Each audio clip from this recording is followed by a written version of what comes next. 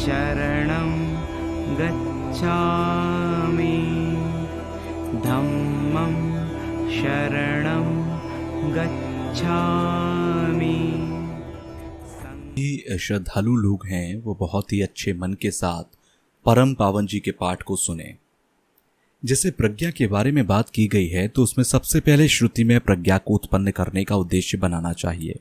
इसके बाद अपने चित्त को किस प्रकार से प्रशिक्षित किया जाए उसके बारे में यहाँ पाठ किया जा रहा है। और फिर जो मूल हैं उसके 3 भाग और फिर जो हमारा शरीर है उसके बारे में पहचान करना और उसका मतलब बहुत बड़ा है उसके बारे में जानना और इस शरीर को प्राप्त करना बहुत मुश्किल होता है। तो इन 3 बातों के बारे में जानना चाहिए। तो इसके बारे में यहाँ पाठ किया जा रहा है। हमें खुद को भाग्यशाली मानना चाहिए कि ये हमें ऐसी जगह पर प्राप्त हुआ जहाँ भगवान बुद्ध के वचन हैं। अगर हम ऐसी जगह पर पैदा होते जहाँ भगवान बुद्ध के वचन ना होते तो 2 संघों के बारे में कहा जाता है कि भिक्षुक और भिक्षुणी संघ। तो इस तरह की परंपरा तिब्बत में भी देखने को मिलती है। तो अभ्यकार के द्वारा सूत्र का एक टीका है, उसमें इस क्रम को दिखाया गया है। उसमें भी 2 प्रकार के संघ के बारे में बात की गई है, उपासक संघ और उपासिका संघ की व्याख्या है। तो कुल मिलाकर ये 4 हो जाते हैं। तो जहां तक गृहस्थ लोगों की बात की जाए तो उसमें उपासक और उपासिकाएं और जो प्रवर्जित लोग हैं उसमें भिक्षुक और भिक्षुणी लोग होते हैं। तो कुल मिलाकर 4 संघों की व्यवस्था की गई है। जैसे 2 संघ की बात की जाए, भिक्षुक भिक्षुणी, तो भिक्षुणी होनी भी चाहिए क्योंकि भगवान बुद्ध ने महिलाओं को भिक्षुणी बनने का अधिकार दिया है। तो तिब्बत में मूल सर्वास्तवादी परंपरा के अनुसार 2 संघ होते हैं, भिक्षुक और भिक्षुणी संघ। मूल सर्वास्तवादी परंपरा के 2 संघों की व्यवस्था है। हमारे तिब्बत में शायद भिक्षुणी का प्रवेश नहीं हो पाया था, इसलिए वहां भिक्षुणी नहीं हो पाई। तो ये हमें सोचने की जरूरत है क्योंकि जो विनय के अनुसार व्यवस्था है उसके अनुसार चलना चाहिए।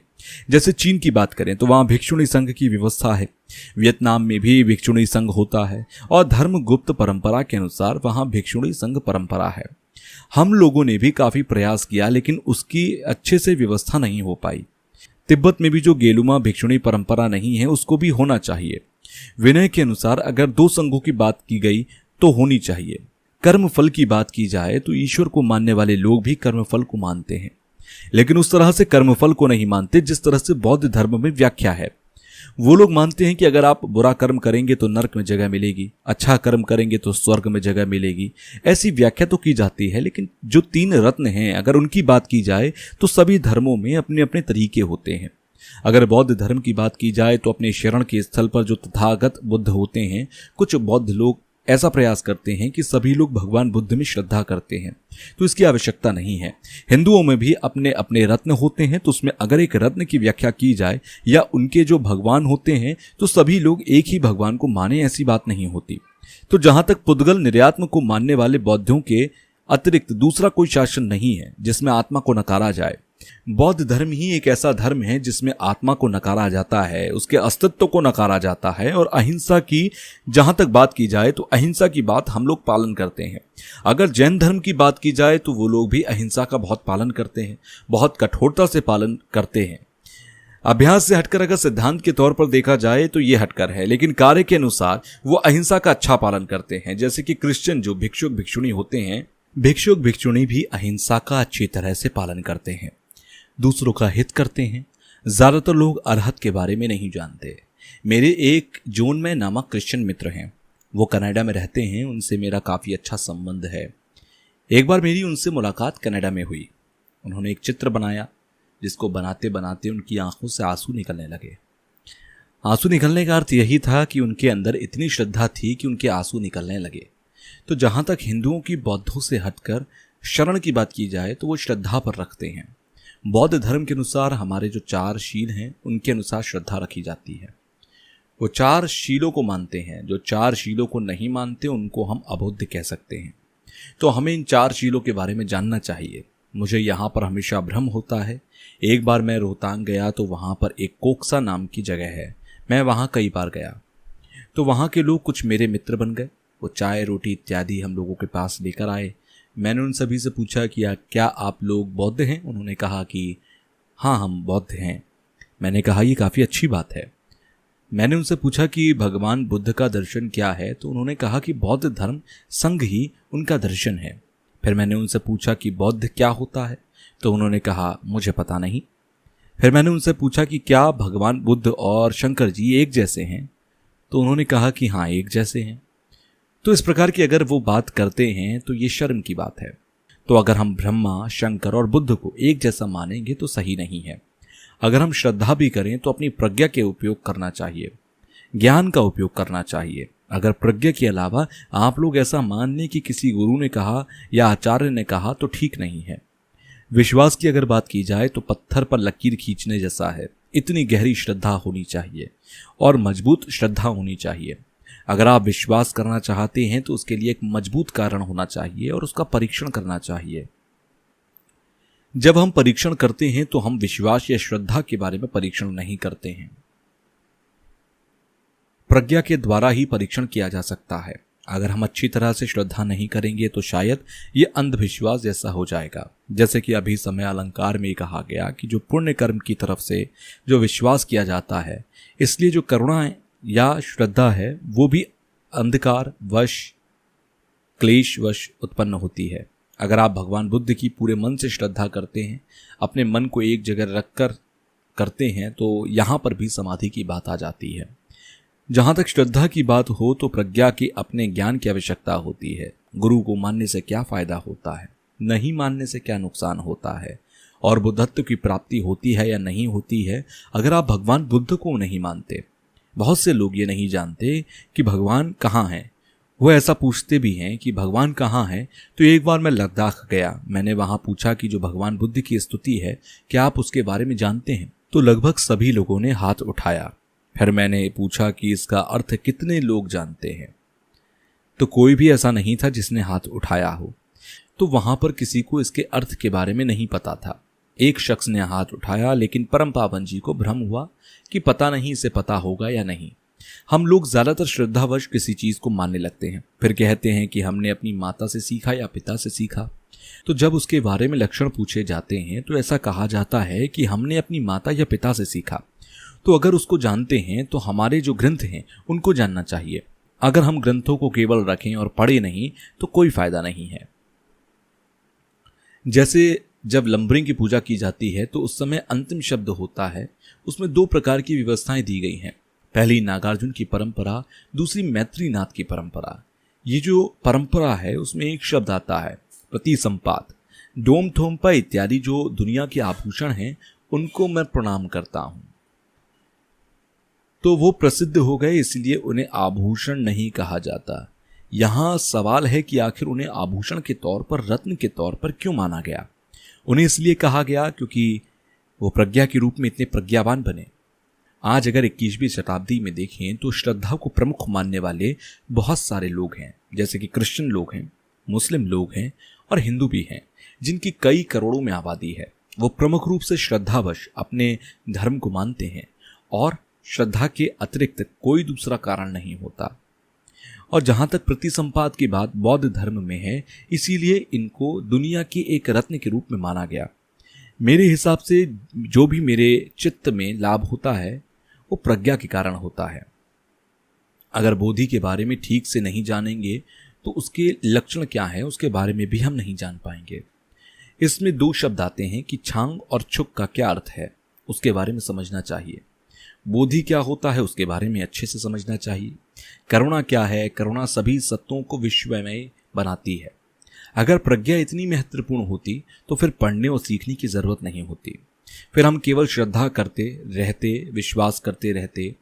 अगर श्रद्धा की बात करें तो जो लोग श्रद्धा नहीं जानते वो केवल श्रद्धा करते रहते हैं, और जो पढ़ते हैं, जिनके अंदर ज्ञान होता है, वो प्रज्ञा के अनुसार चलते हैं, ना कि श्रद्धावश। तो इसीलिए अगर हम बहुचक्र से वैराग्य उत्पन्न करना है तो फिर प्रज्ञा की आवश्यकता होती है। भगवान बुद्ध की शून्यता के सिद्धांत में श्रद्धा तो करनी चाहिए, लेकिन उसके साथ प्रज्ञा भी जरूरी है। उसके बारे में मेरा कहना है कि मन हुआ तो मैंने आपके सामने रखा। ऐसा नहीं है कि जब अभ्यास करें तो श्रद्धा महत्वपूर्ण होती है, क्योंकि जो क्लेश है, जो अज्ञानता है, वो बहुत आसानी से आ जाती है। और अगर आप अपने क्लेश या आत्मग्राह्यता को नष्ट करना चाहते हैं तो वो प्रज्ञा से ही संभव है। चाहे वो अभ्यास के समय की बात हो, चाहे हम विवेचना करें, फिर परीक्षण करें तो उस समय शून्यता के साथ मिला कि नहीं, इस प्रतिसंपात के साथ जुड़ा हुआ है कि नहीं, और फिर स्थूल प्रकार की नित्यता के बारे में जानना चाहिए। तो फिर 4 आर्य सत्यों के अपने 4 भाग होते हैं। उसके बाद जो 37 प्रकार के मार्ग होते हैं वो भी बहुत महत्वपूर्ण होते हैं, और जो 37 प्रकार के बौद्ध अंग हैं और जो 16 प्रकार के जो आर्य सत्य हैं उनके 4 भाग हैं। ये बहुत महत्वपूर्ण है। मैं भी हमेशा इनको साथ साथ लेकर अभ्यास करता हूं क्योंकि ये बहुत फायदेमंद है। प्रज्ञा पारमिता सूत्र को पढ़ते समय 37 प्रकार के बौद्ध अंग का अध्ययन किया जाता है। ऐसा नहीं है कि ये एक समय के लिए आवश्यक हो, बल्कि जब भी आप ग्रंथों को पढ़ेंगे तब इसकी आवश्यकता होगी। तो इनको हमेशा याद करके रखना चाहिए या इनके बारे में जानना चाहिए।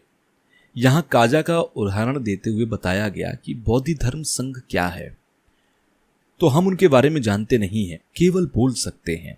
जो 4 आर्य सत्य हैं उनके बारे में अगर पूछा जाए कि सत्य किस प्रकार से है तो नहीं जानते।